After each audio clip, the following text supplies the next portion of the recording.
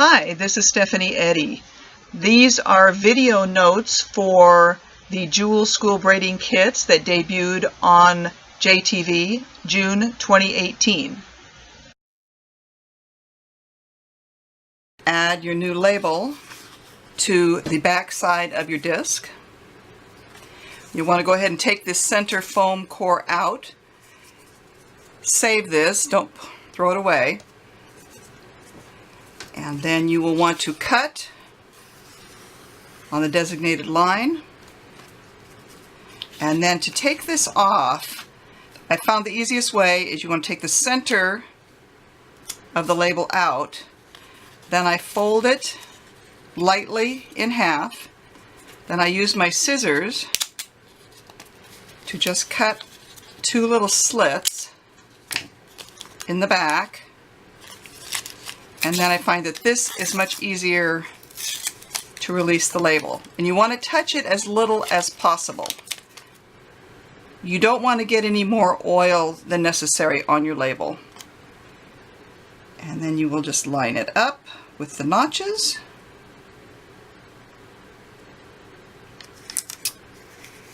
And you're ready to set up for your project.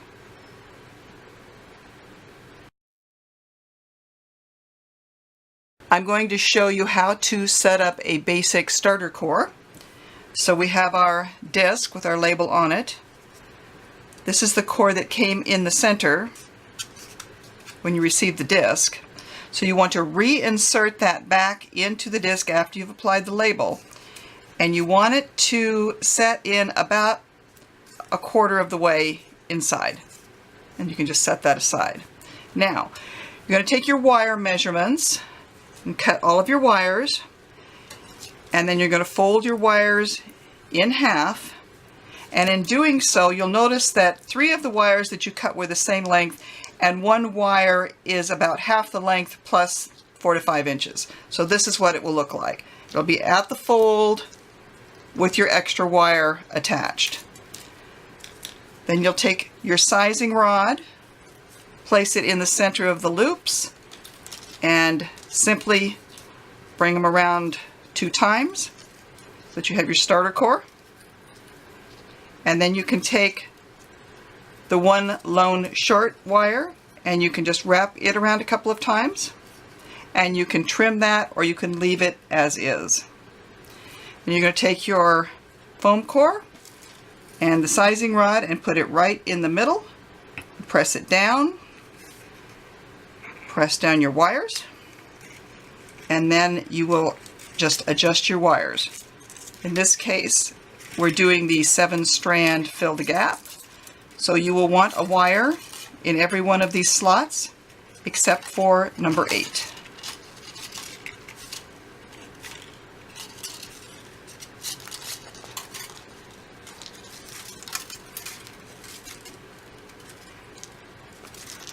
And this starter core just helps you get set up a little bit easier. Cut this. Okay, so there's your basic setup with your starter core, your sizing rod, and you're ready to do your first round of braiding.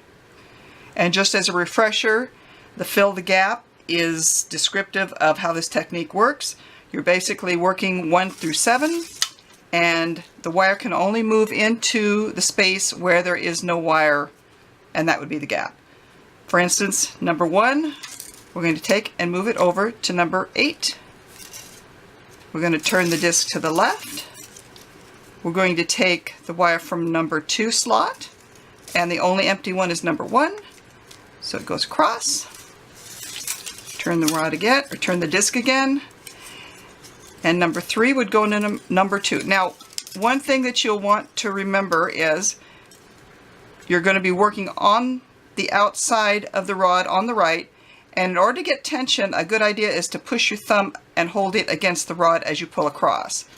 So here goes number 3 is pulling across, so I can get more tension that way. Number 4, number 5, going into the empty gap on 4, number 6 going to the empty gap on 5, and number 7 going into the empty gap on 6, and finally number 8 going into the empty gap on 7, and we're back where we started with number 8 open. Now as you're working, you'll either be just working with wire for a while, or you may be adding beads. As your center core and your braid starts to increase, you'll start moving this out the bottom, and eventually you'll just take it out altogether. And you will just be working with the sizing rod and the wire. One other trick in order to keep it stable is you can take your forefinger and your middle finger and you can put it underneath, and that can help steady as well as you're going around. Also, another way to have tension is when you pull it across, come a little bit further than your desired slot, and that will give you a much more crisp edge on your spiral. Number 2, press against, come a little bit forward and back. Number 3, come across, brace with your thumb, a little bit forward and drop.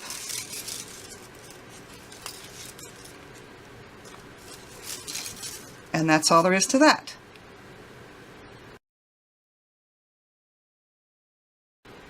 On this particular project, our starter core is a little different setup. Our final project is going to have memory wire in the center of the project, and the memory wire is going to go through this tubing. So we're going to take a needle sizing rod and place it in the center of the disc.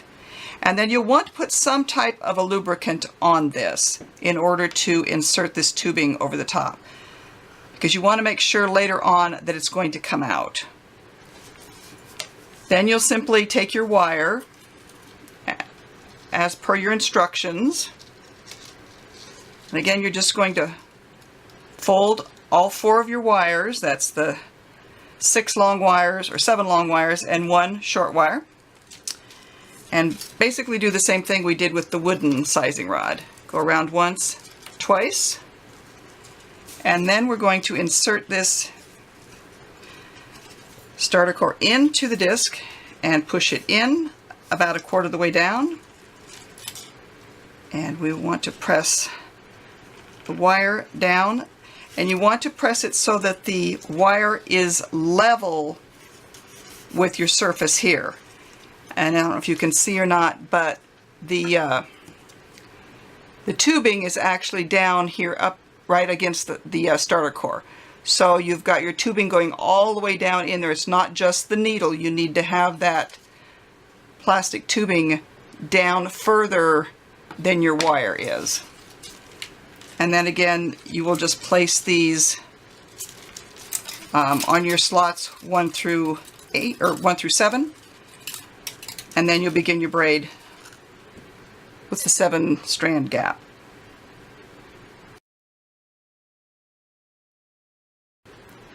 Now I'd like to show you how I do my 7-chord setup. So this will be a miniature version of that, but you will use the measurements in your instructions. So you want to take 1 length, you want to double it.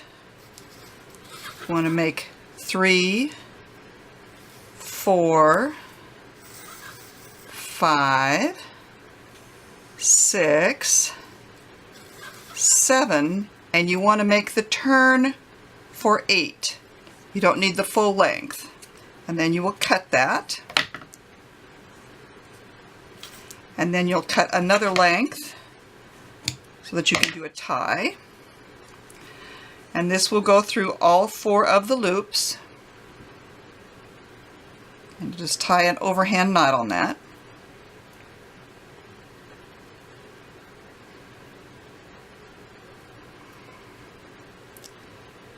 Okay, and once that's secure,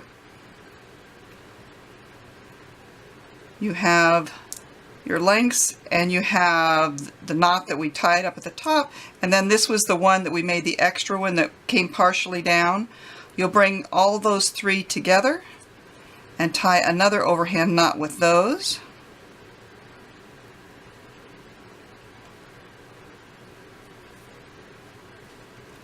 And then you can trim that if you'd like. And then you'll come down to the bottom.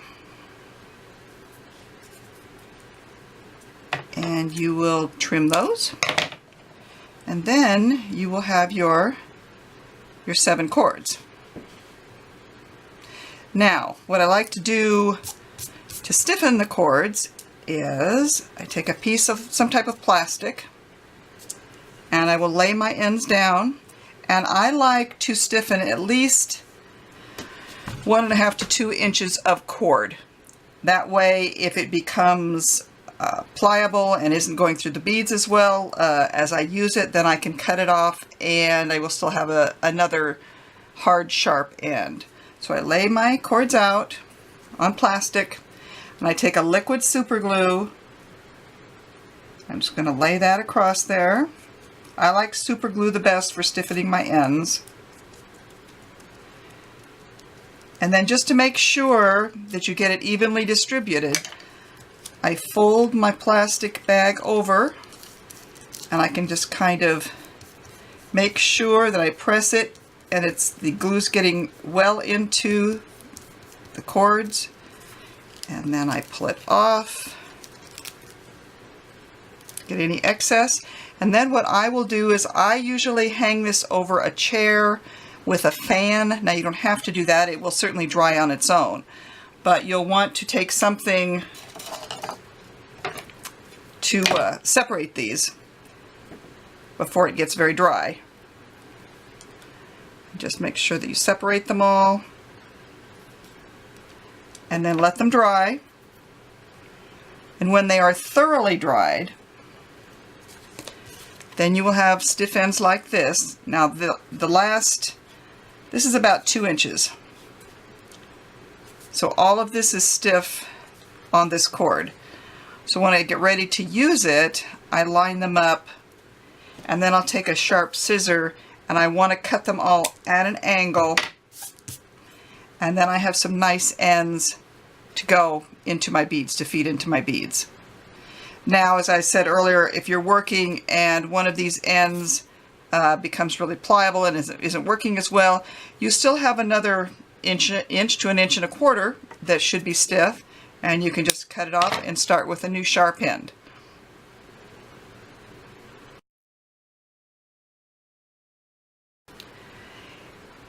If your kit contains one of the foam bobbins, here's how you set it up. You want to remove the center notch. Then you'll take a pair of sharp scissors and you're going to cut through just the one thickness right here of the bobbin. So you'll take it and you just cut, turn it around and cut the other side. So you can see I've only gone through one thickness. This side is still intact. This side has the 2 slits in it. Then you can take your wire, and I will usually take some kind of a needle or pin, make a little hole there so that you can insert your wire. And then you'll simply wrap it around. And then when you have enough left for your working wire, I usually allow 6 to 7 inches of working wire when I'm braiding. And then you just take your wire through those notches, and then that's how you use the foam bobbin.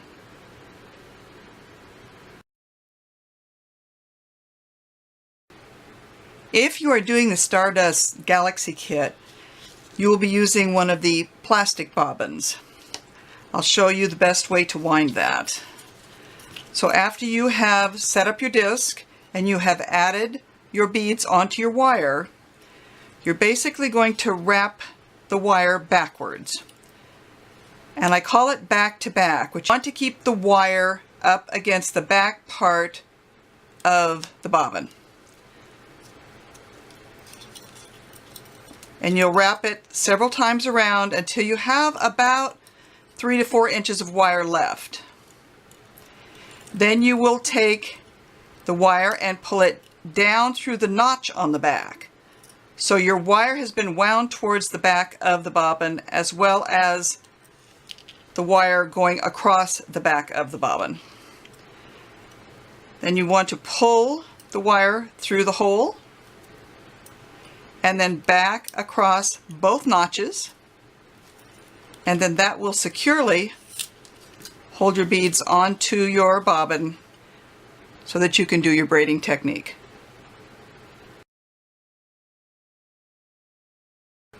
I'm going to talk a little bit about how I set up my loading charts. This particular chart is called a single bead load. That means we are going to load these beads one bead at a time. And I sometimes do that when I have just a small project that I'm going to be working on. It's easier to load them one at a time rather than to load all of the wires or all of the cords just with, 3 or 4 beads. So if you are following this chart, what you're doing is you're working across this way. So you're working left to right across. And that's how I set up my beads.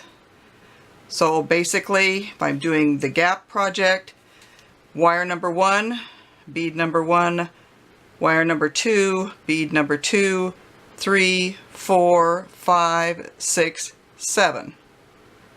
And then we just continue. There's no wire 8, but the next wire would be for this bead. So you just basically, as you go around your gap, 1 through 7, you're just collecting your beads the same way. So this is your chart, working across.